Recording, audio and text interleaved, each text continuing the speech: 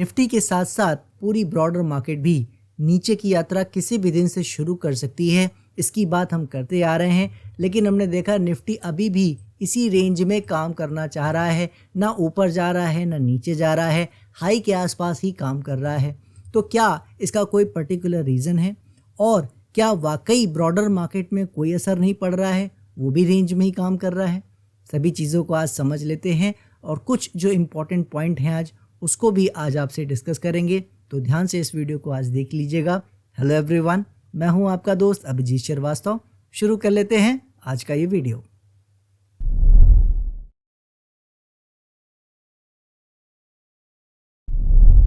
चलिए सबसे पहले सेक्टर्स को समझ लेते हैं, वहाँ क्या हो रहा है।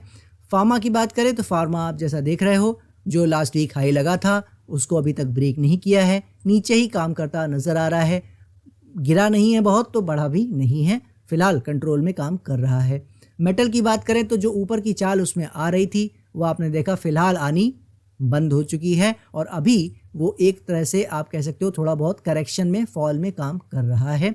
क्या करेगा आगे वो हम देखेंगे। उम्मीद आपको हम लोग की पता ही है क्या है, हम लोग नीचे की ही करते आ रहे हैं, लेकिन अभी तक कुछ कामयाबी हासिल हुई नहीं है। मार्केट अभी स्टैटिक है, रेंज बाउंड काम कर रहा है। एनर्जी की बात करें तो वो अभी तक आप देख रहे हो उसी एक छोटी सी रेंज में काम कर रहा है, ना बहुत ऊपर जा सका है ना नीचे। हम उम्मीद कर रहे हैं कि अब ऊपर जगह तो है, लेकिन चाल इसमें नीचे की अब शुरू हो जानी चाहिए, जितना समय इसने ऑलरेडी ले लिया है। अब क्या करता है वो आने वाला समय ही आपको बताएगा। आईटी की बात करें तो आईटी हमने बात पहले भी की थी, आज भी आपको बता दूं कि समय और ऊपर बढ़ने का हर चीज़ का इसमें जगह बचा हुआ है और वही आप देख रहे हो बिल्कुल हाई के आसपास काम कर रहा है। इस बाउंस में नीचे अभी आने को ये राज़ी नहीं है क्योंकि उसके पास रीज़न है उसका, राइट। तो अभी ये इसके पास जैसा मैंने कहा ऊपर जाने का जगह भी है और यहाँ समय बिताने का भी काफ़ी जगह है। तो जो भी ये करना चाहे वो बिल्कुल कर सकता है, पूरा अपना टाइम वो ले सकता है। तो अभी इसमें बाउंस ख़त्म होने वाला है या नहीं वो वक्त बताएगा। हम उम्मीद अभी नहीं कर रहे हैं आईटी से। ऑटो की बात करें तो ऑटो में हमने आपसे बात की थी कि इसका जो समय है वो थोड़ा बहुत बचा होगा तो बचा होगा, मगर प्राइस की जो एक मिनिमम एक्सपेक्टेशन थी हमारी वो ऑलरेडी पूरी हो गई है और ये थोड़ा बड़े टाइम फ्रेम में थोड़ा गड़बड़ है।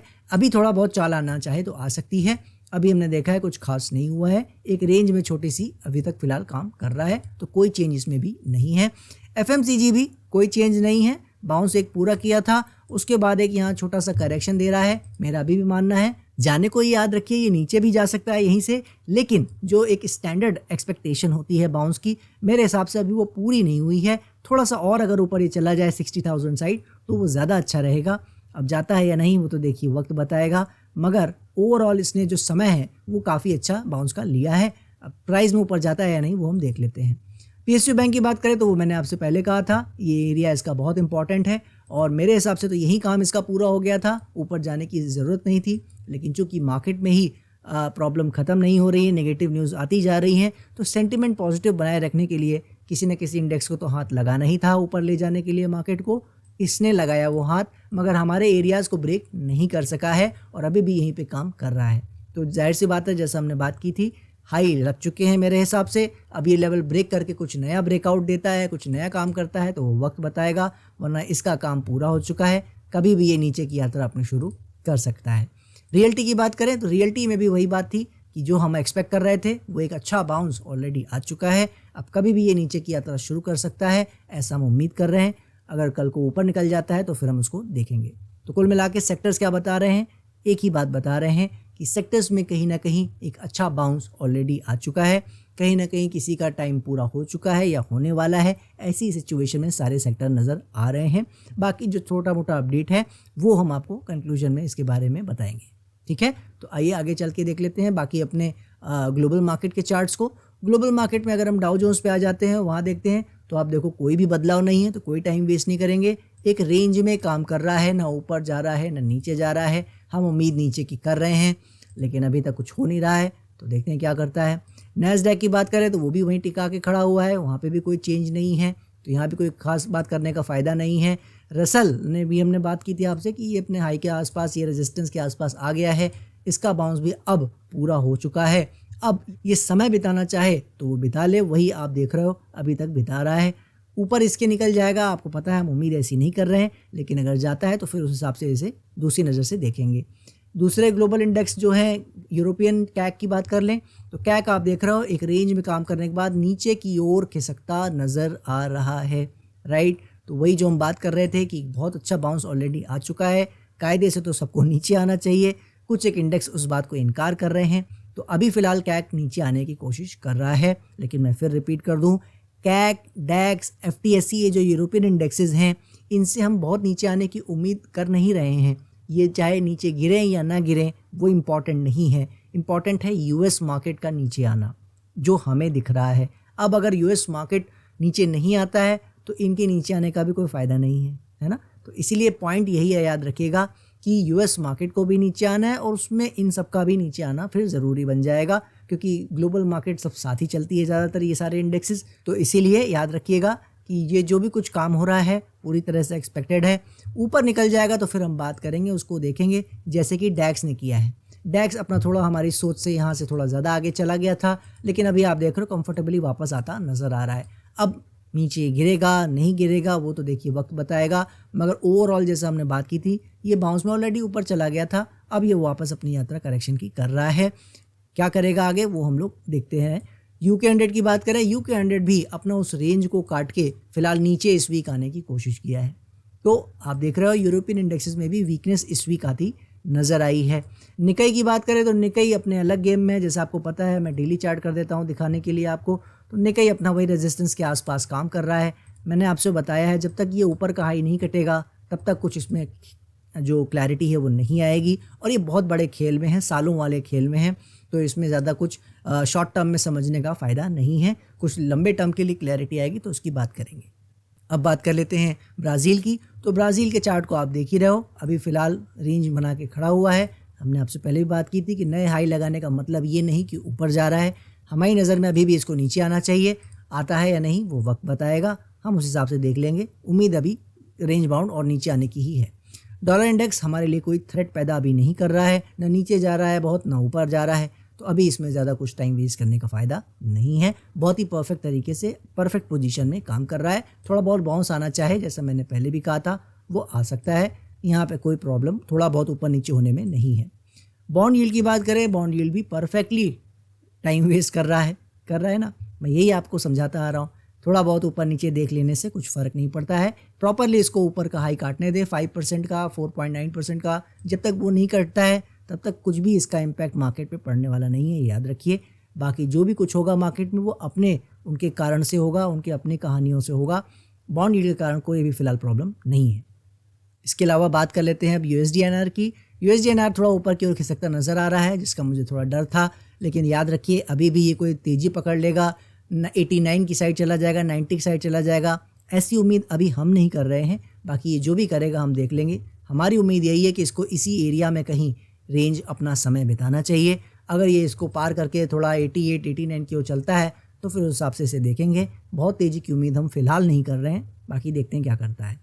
UK ऑयल की बात करें, क्रूड ऑयल की, तो इसने जैसा हमने लास्ट वीक आपसे कहा था कि इसने ये चौंकाया है एक नई तेज़ी दिखाकर, लेकिन जिस तरह से इसने काम किया है ये साफ बता रहा है कि अभी इसका मूड नीचे $60 और $50 जाने का दोबारा नहीं है। और अगर ऐसा नहीं है तो फिर या तो यहाँ पे ये समय बिताएगा, और या तो ये हमारा जो मेन रेजिस्टेंस लगा हुआ है आपको दिख रहा है $83 का, आज से नहीं महीनों से, आई थिंक लास्ट ईयर से लगा है, जब तक ये नहीं काटता है तब तक कोई भी परेशानी नहीं है। इसके कटते ही याद रखिएगा प्रॉब्लम बढ़ी आएगी, $100 की ओर ही भागता नजर आएगा, और उसके कारण जो मार्केट में प्रॉब्लम्स आती हैं वो आपको पता ही है, राइट। तो इसीलिए बस ध्यान ये देना है कि ये यहीं पे अगर काम करता रहता है, समय बिताता रहता है, देन इट्स ओके।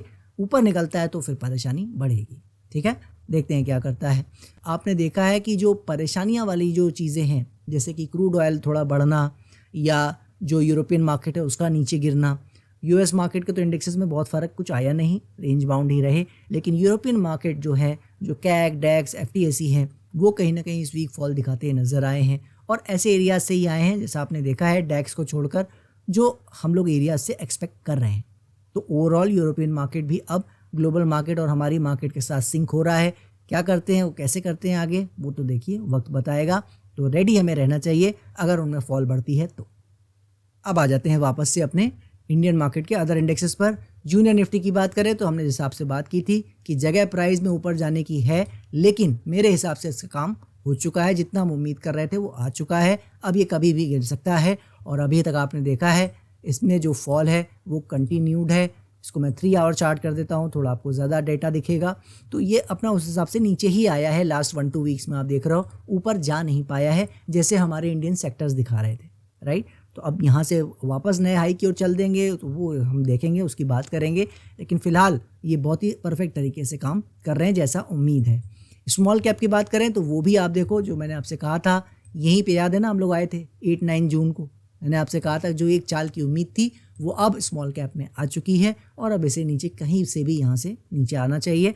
और लास्ट 2 वीक आप देख लो, उसके बाद से 8-9 जून के बाद से उसका यही आपको रिजल्ट दिख रहा है। तो बहुत अच्छे तरीके से स्मॉल कैप काम कर रहा है। अनफॉर्चुनेटली अभी इसमें कुछ कहना, कोई ऐसा प्रिडिक्शन देना जल्दबाजी होगा, लेकिन काम आप देख रहे हो उसी तरह से कर रहा है जैसा हम इससे एक्सपेक्ट कर रहे थे, उन्हीं एरियाज से कर रहा है जहाँ से हम इसमें एक्सपेक्टेशन रख रहे थे। तो ओवरऑल उम्मीदें भी अच्छी हैं, काम जहाँ से नीचे गिराने का इसने किया है वो जगह भी अच्छी है।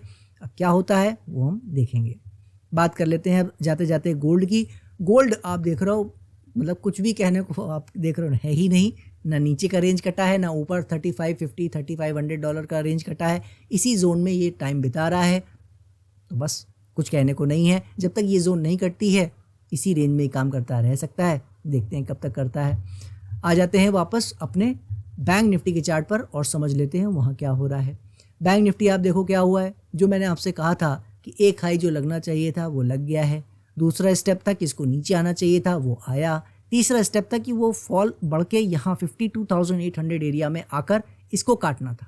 तो अभी तक वो होता नज़र नहीं आया है, यानी एक फाइनल स्टेप और रह गया है हमें अर्ली कन्फर्मेशन का। बाकी आप देख रहे हो बैंक निफ्टी ने सारे स्टेप ऑलमोस्ट मेरी नज़र में पूरे कर लिए हैं।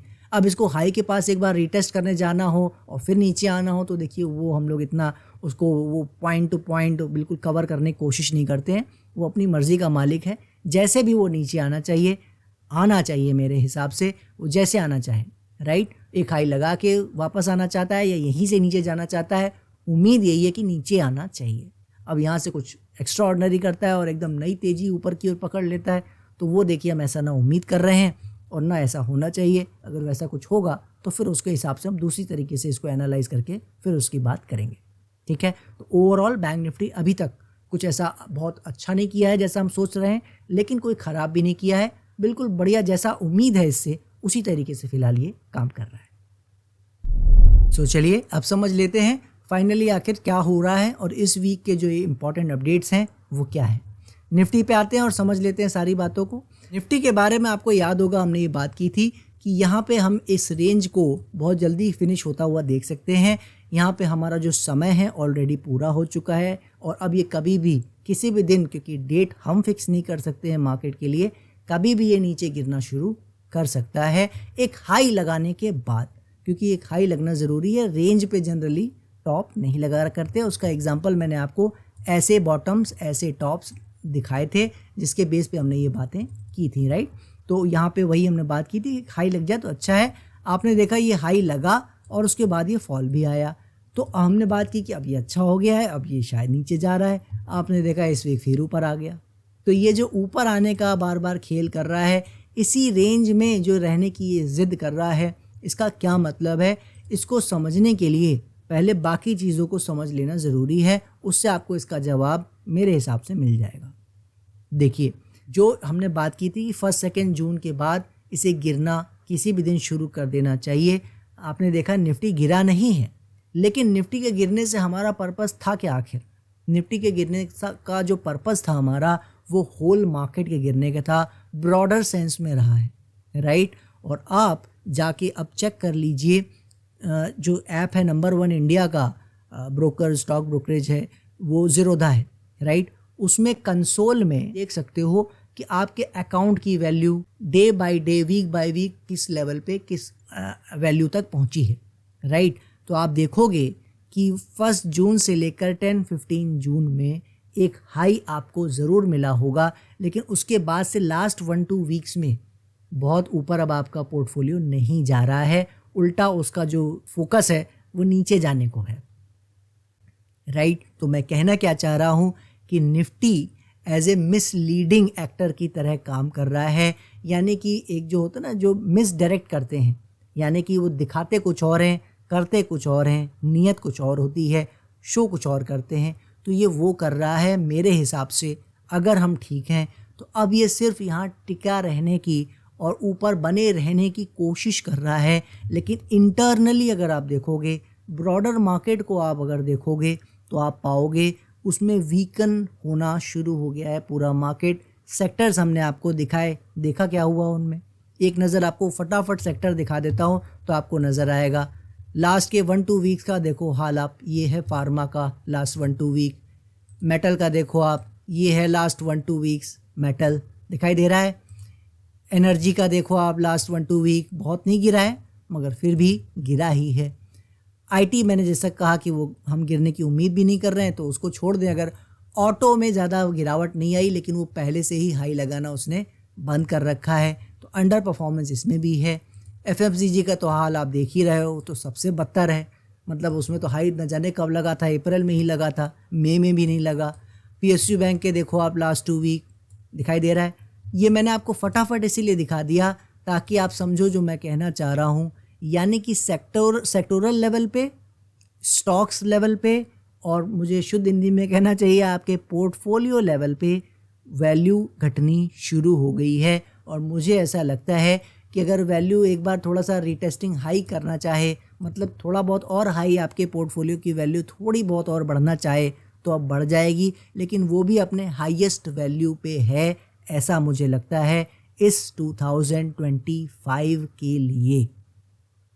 जी हाँ, इस पूरे 2025 में अपने हाईएस्ट लेवल पे, अपने हाईएस्ट वैल्यू पे आपका पोर्टफोलियो है, ऐसा मुझे लगता है। अब कुछ 1-2% की बात मैं नहीं कर रहा हूँ कि और यहाँ से थोड़ा बहुत नहीं बढ़ सकता आपका पोर्टफोलियो, लेकिन मुझे लगता है अगर अभी तक टॉप नहीं मिला है पोर्टफोलियो के हाई का, वैल्यू का, तो वो आने वाले समय में बहुत जल्दी हमें वो मिलने वाला है, ऐसी उम्मीद मुझे दिख रही है। और बहुत बड़ी बात नहीं कह रहा हूँ, हो सकता है ऑलरेडी मिल गई हो 1 से 15 जून के बीच में। ठीक है, तो जो वो हाई लगा है, मुझे लग रहा है हो सकता है कि वो हाई ऑलरेडी हमारे पोर्टफोलियो में लग चुका हो, ऐसी उम्मीद बन रही है। मार्केट हमें ऐसा सेंस दे रही है। जब हम अपनी सारी एनालिसिस, जिस थ्योरी पे हम काम करते आ रहे हैं महीनों से, जो हम आपको यहाँ बताते आ रहे हैं, उसके बेस पे हमें यही नज़र आ रहा है। हमारी सारी बातें ये गलत हो जाएंगी अगर यहाँ पे आप देखोगे कल को निफ्टी में ऐसे कोई ब्रेकआउट आ जाएगा और ऊपर चाल आ जाएगी, तो ये सारी जितनी बातें मैं आपको कुछ हफ्तों से बताता आ रहा हूँ, जो आज बताया है, ये सारी बातें फिर एक बार को ज़ीरो हो जाएंगी, स्क्वायर हो जाएंगी, और फिर हम दोबारा रीएनालाइज करेंगे क्या करना है। इसीलिए ज़्यादा ये सोचने की ज़रूरत नहीं है कि निफ्टी नहीं गिर रहा है तो यार क्या हो रहा है। ये बिल्कुल उसी तरीके से काम कर रहा है जो इसके तरीके हैं ना, पैतरे हैं स्मार्ट मनी के, बेवकूफ़ बनाने के। तो अगर मैं ठीक समझ रहा हूँ तो उन्हीं पैतरों में से एक है कि इंडेक्स को ऊपर बना के रखना ताकि लोगों को लगे कि तेज़ी है, और अंदर ही अंदर मार्केट को खोखला करते जाना। ऐसा ही मैं आपको इसी चार्ट पे दिखा दे रहा हूँ कब हुआ था, वो इस दौरान हुआ था। ये जो चाल आपको मिली थी, ये दिख रहा है ना ऊपर का, ये हिस्सा जो चाल आई थी, ये इंडेक्स लेवल पे आनी ज़रूरी थी। हमने आपको याद होगा बात की थी कि यहाँ अभी टॉप लगने वाला नहीं है, हमारे उसके रीजंस अलग थे, लेकिन मार्केट यहीं से इसके पहले से ही खोखला होना शुरू हो गया था। स्टॉक्स में फॉल आनी ऑलरेडी शुरू हो गई थी, समझ रहे हो आप। लेकिन उस समय चूंकि शुरुआत थी तो हमें उस समय पता नहीं लगा, पता बाद में लगा जब यहाँ आ गया, राइट। तो वो हमने सब बात आपको बताई, आपको सब पता ही है। लेकिन जो खोखला मार्केट आज हम देख पा रहे हैं तो वो यहीं से हो गया था, और टॉप हमें बाद में निफ्टी का लगा, और वो बिल्कुल खोखला था, मतलब फेक जिसको हाई बोलते हैं। इसी तरह निफ्टी में अभी भी हो रहा है, छोटे लेवल पे हो रहा है कि निफ्टी में अभी हो सकता है हाई और लग जाए। इसीलिए बोल रहा हूँ कि अगर हाई लगता भी है हमारे रेजिस्टेंस जोन के नीचे 25,200 से 500 के नीचे कोई अगर लग भी जाता है तो ऐसी कोई ख़ास परेशानी की बात नहीं है। मेन बात ये है कि अब इस यहाँ से बड़ी चाल नहीं आनी चाहिए क्योंकि इसका समय पूरा हो गया है। एक फेक हाई लगाने वाली बात है तो 20,000, 25,400, 500 ऐसे कोई हाई लगा ले, कोई बात नहीं। लेकिन जो खोखली मार्केट हो रही है वो होने लगी है, तो वो चीज़ जो है ना वो ज़्यादा इनकरेजिंग है मुझे कहने के लिए। वो मुझे ज़्यादा आप कह सकते हो ऐसा फील करा रही है या ऐसा आपको बताने को मजबूर कर रही है कि मार्केट अब अपने नीचे वाले पाथ पर शायद शुरू हो गई है। ठीक है, तो अब मेरे हिसाब से जैसा मैं बोलता आ रहा हूँ, आपको ज़्यादा समय वेट नहीं करना पड़ेगा। वो मार्केट भी दिखा रही है कि आपको ज़्यादा वेट नहीं करना पड़ेगा। सो जाते जाते बस यही कहना चाहूँगा, आपको बस ध्यान क्या रखना है, सेक्टर्स में जो अब हाई लग गए हैं क्या वो कट रहे हैं। सबसे इम्पॉर्टेंट, स्मॉल कैप और बैंक निफ्टी में जो हाई लग चुके हैं क्या वो कट रहे हैं ऊपर। वो नहीं जब तक हो रहे हैं तब तक आप मान के चलिए कि इसमें वो क्रैक अब लग चुका है और ब्रॉडर सेंस में स्टॉक्स अब कभी भी आपको गिरते नज़र आ सकते हैं। कुछ तो गिरने शुरू भी हो गए हैं, मुझे ऐसा लगता है, मैंने कुछ देखे भी हैं, लेकिन वो वही बात है ना, वो चाल नीचे की ओरिजिनल है या सिर्फ एक छोटी सी करेक्शन है और फिर ऊपर चल देंगे, उसका जवाब देखिए थोड़ा हमें मिलने में समय लगता है। इसीलिए हम अर्ली कन्फर्मेशन के लिए लेवल्स पे भरोसा करते हैं। तो स्टॉक्स बाय स्टॉक्स में भी हर स्टॉक के अपने लेवल होते हैं, वो आपको पता ही है। जो मैं बता सकता हूँ थोड़े से बड़े लेवल पे, बड़े व्यू में, वो हम टेलीग्राम पे बताते ही हैं स्टॉक्स के बारे में, जिसके बारे में आप पूछते हैं। और जो हम इंडेक्सेस के बारे में बता सकते हैं वो तो यहाँ आपको बता ही रहे हैं, राइट। तो इसीलिए बस आपको कुछ भी नहीं करना है, इस चैनल के साथ बने रहना है। पूरी मार्केट को कैसे हैंडल करना है as a trader, as an investor, वो हम यहाँ आपको जैसे भी होगा वैसे वीक बाय वीक बताते चले जाएंगे। अभी आपको पता ही है, एज ए इन्वेस्टर दूर रहना है, तसल्ली से कैश पे बैठ के तमाशा देखना है। और एज ए ट्रेडर जैसा मैंने बताया था, जब तक 24,100 से 300 का एरिया ये नीचे इसके जोन में आता नहीं है, इसके नीचे कटता नहीं है, तब तक इसमें वो थोड़ा सा इनहेरिट जो बुलिशनेस है, थोड़ी बहुत ऊपर बने रहने की, वो रहेगी। जब तक ये नीचे नहीं कटता है, इसमें कुछ समय नहीं बिताता है, तब तक याद रखिए प्रॉपर फॉल मार्केट में आता नज़र नहीं आएगा। तो वो दिन अब कल से आ जाएगा या कुछ समय लगेगा, वो वक्त बताएगा। लेकिन उम्मीद यही है जल्दी ही हमें ब्रॉडर सेंस में स्टॉक्स में और इंडेक्सेस में और फॉल देखने को मिल सकता है, क्योंकि सेक्टर और इंडेक्सेस सब जगह हमने देखा है, आपको दिखाया भी है चार्ट्स पर, वहाँ पे एक एप्रोप्रिएट हाइज ऑलरेडी लग चुके हैं। आशा करता हूँ मैं अपनी बात आपके सामने रख पाया होऊंगा। आप हमारी एनालिसिस को, हमारी साइकोलॉजी को समझ पा रहे होंगे कि मार्केट कैसे लोगों को पकाती है, बेवकूफ़ बनाती है, और फिर स्मार्ट मनी अपनी चाल चलता है, लंबे लेवल की चाल चलता है। गेम ये लंबा है, याद रखिए, कुछ दिन का नहीं है। हम जब यहाँ 21,000 और 19,000 जाने की बात कर रहे हैं, तो उसकी तैयारी वो करने में हफ्तों लगाता है कि कैसे लोगों को इंगेज रखना है कि नहीं गिरेगा, चिंता मत करो, ऊपर ही जा रहा है, वो फीलिंग बना के रखता है। तो वही हो रहा है इस वक्त, जो मैं समझ पा रहा हूँ। अगर हम सही हैं, अगर मार्केट को गिरना है, तो इस वक्त ये बिल्कुल फेक मूव जिसको मैं बोलता हूँ, उसको बना के रखा हुआ है ये मार्केट ने कि आप डरिए मत, चाहे ईरान इजराइल हो, चाहे कुछ हो, यहाँ पे मार्केट गिरने वाली नहीं है, ऐसा फीलिंग लोगों को दिया जा रहा है।